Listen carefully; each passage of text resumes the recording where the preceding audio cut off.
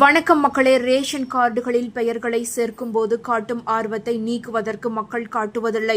குறிப்பாக குடும்ப உறுப்பினர் யாராவது இறந்தால் அது குறித்த தகவலை பொதுமக்கள் தெரிவிப்பது கிடையாது. இதனால் இறந்தவர்களுக்கும் உணவுப் பொருட்கள் கூடுதலாக வழங்கப்படுவதால் அரசுக்கு இழப்பு ஏற்படுவதாக சொல்லப்படுகிறது.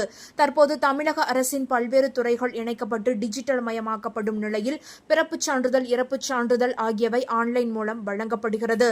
இந்த நிலையில் குடும்பத்தில் யாராவது ஒருவர் இறந்ததாக இறப்புச் சான்றிதழ் வழங்கப்பட்டால் தானாகவே ஆதார் எண் அடிப்படையில் ரேஷன் கார்டில் இருந்து நீங்குகிறது. அதாவது ஒருவர் இறந்து விட்டார் என்றால் அவரது ஆதார் எண்ணை கொடுத்து உறவினர்கள் இறப்புச் சான்றிதழுக்கு விண்ணப்பிப்பார்கள். சான்றிதழ் வழங்கப்பட்டு பதிவானவுடன் அது தமிழ்நாடு அரசின் உணவுப் பொருள் வழங்கல் துறைக்கு அனுப்பப்படும். இதையடுத்து தானியங்கியாகவே அந்த பெயர் நீக்கப்படுகிறது. கடந்த சில மாதங்களாகவே இந்த நடைமுறை இருப்பதாக சொல்லப்படுகிறது. அதாவது இது ஒரு நல்ல திட்டம் என்றாலும் சில சிக்கல்கள் மக்கள் சந்திக்க வேண்டி இருக்கிறது.